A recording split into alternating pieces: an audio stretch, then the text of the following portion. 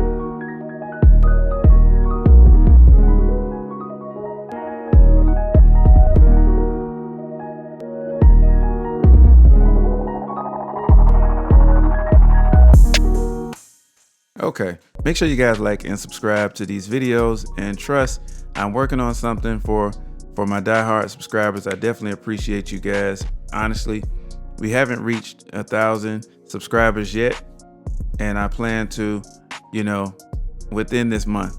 So I'm going to be really making sure that I put in the overtime for you guys, and I'm working on something like a Patreon. That way I can actually get the guys who are actually serious about learning this, and we can start doing some lives together, do some beat critiques and a lot of different things like that. So if you're interested in that, leave your comments down below.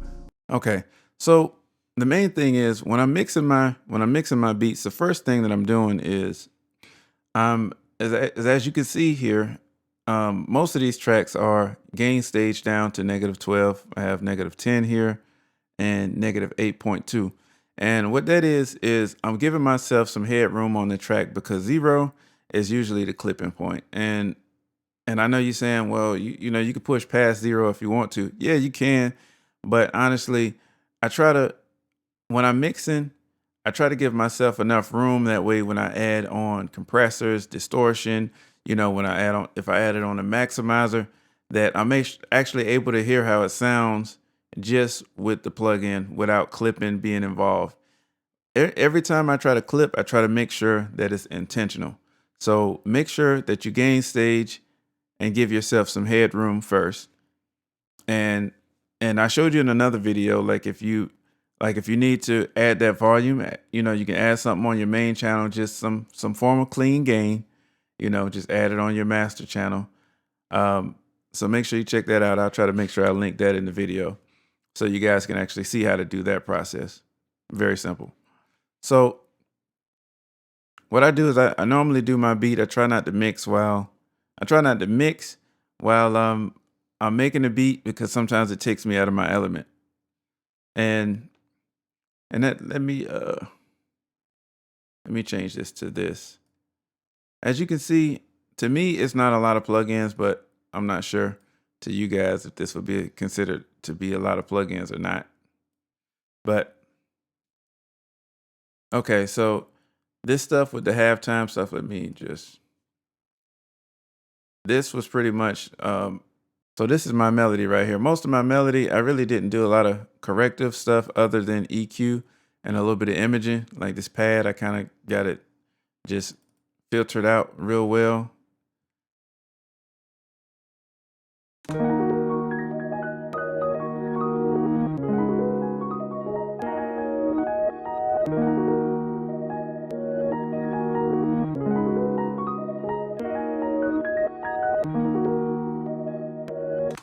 So so that's the only thing I really did to that, and I added a fat channel on the bus because all the sounds were actually really sounding good. I just wanted to bring up the volume a little bit, you know, bring a little bit forward focus, a little clarity to it. My 808, I did do some processing on my 808, and it's gonna shock you how it sounds when I take these effects off. So this is what the 808 sounds like with everything on it.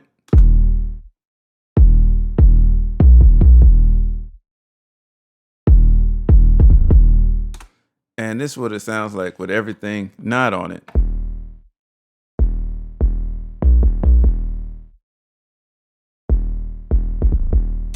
Okay. And that is the reason why one of my rules when you're actually mixing something is to know your plugins. Because if you know your plugins, y- you know, you can know that okay, I'm gonna pull in this sound because I don't want to spend an hour looking for the right 808 when I know I can really scope the sound that I'm looking for or get close to it. So that's kind of what I did because I try to keep the creative juices flowing.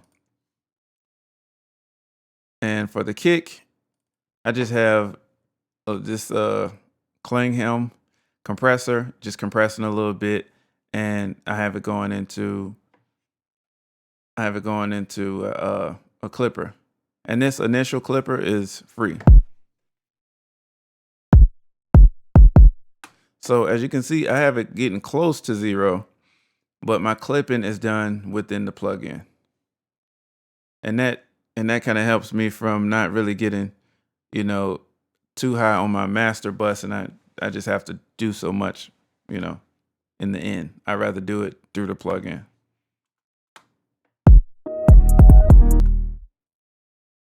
And my hi-hat, I did something different than I normally do.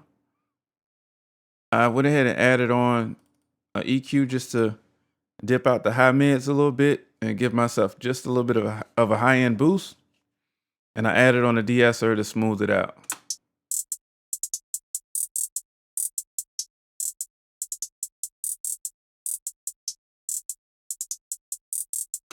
So that way I get the highness, but I'm also getting a very quick compressor on the high end just to kind of bring it down some. And I have two sets of hi-hats on here. I have one just to kind of keep the beat going. And they're really not conflicting. So um, I don't do this a lot, but I've done it in a few different videos. So together they sound like this.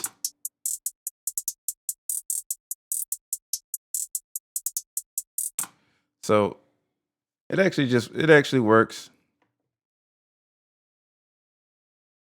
And the clap, I have the fat channel just utilizing this Comp 160. This is a this is pretty much like a remake of the DBX compressor. It's just a nice compressor for your drums. And I have the Alpine 550, pretty much the API 550 plugin. So, and I pretty much have the same thing going on with the snare.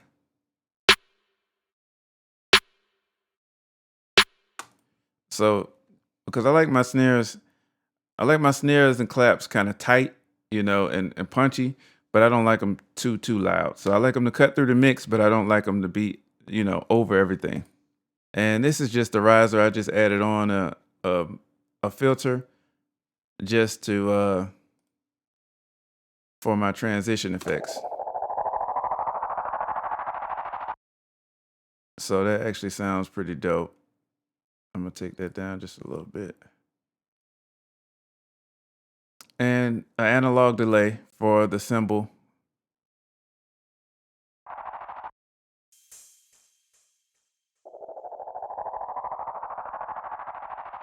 Okay, and my master bus. Well, I guess before I get to that, these are my drums. Let me go to something where everything is in. So these are the drums right here.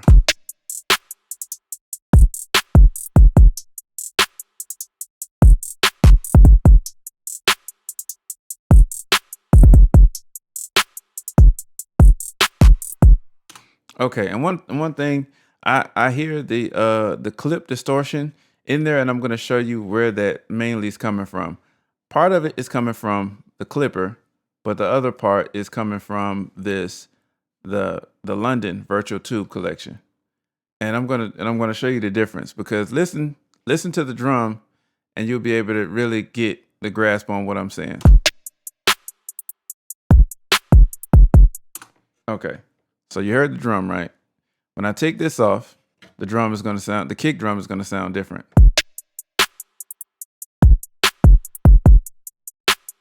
So what the London is doing is just adding a little bit of character, almost like a vintage console. There's a little bit of grit in there. I got the saturation at about 6. I got it on normal. I don't really want to push it. FG stress, that's definitely adding in some distortion, a little bit of dirt. And it's a very quick distress. It could be a very quick compressor, or it can be a aggressive, long compressor. But it's really good. So it got really light compression and distortion on there. And I added on revival just to add on some air and just a little bit of thickness on the bottom end. And I'm trimming it down a little bit so I won't clip out of this plugin. And with the melody, I just wanted to make it a little bit more upfront. I wanted to kind of bring everything forward.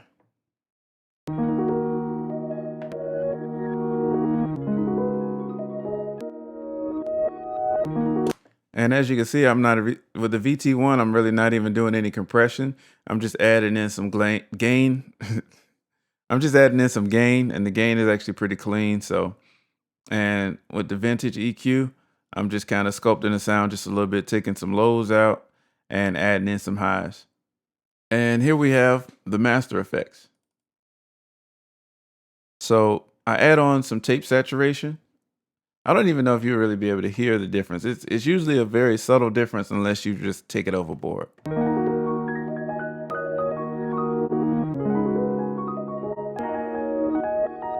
Well, I guess you could. Honestly, when I take it off, it sounds when I add it in, it sounds a lot smoother.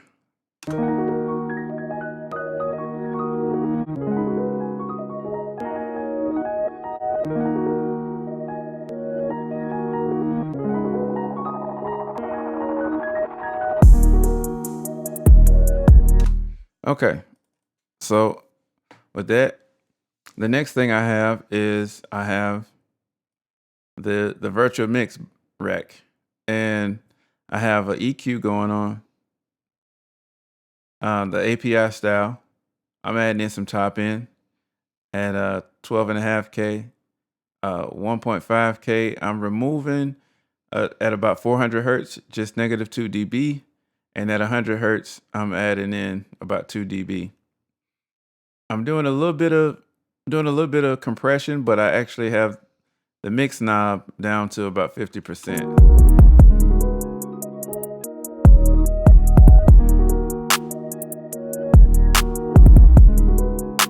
And I have the distressor with an FG stress. So I have the FG stress going, and honestly, I have the high pass going on. That way it won't pick up so much of the super low frequencies, and it won't grab and reduce the gain as much. And honestly, I'm not clipping at that point. I'm just, man, I'm all over the place with not talking right. And honestly, that's it. So what I do is I normally just actually try to use quality sounds.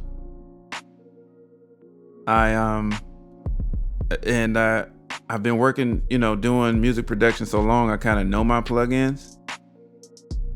And I gain stage. So those are really the 3 components to really getting a nice mix. And yes, there's some skill involved, but I feel like if you guys have any questions, you guys can leave the comments down below. So just remember those 3 things. Those 3 things are: make sure you gain stage because it gives yourself some headroom. You got to know your plugins and use quality sounds. So that is just the start. I mean, because mixing goes deep as you want it to go. Honestly, when I listen to some of the mixing podcasts, these dudes,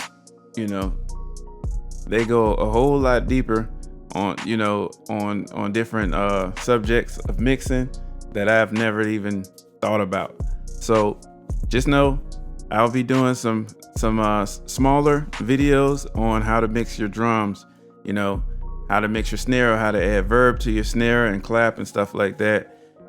Different tips and tricks. So make sure you leave comments down below, and I will see you guys in the next video.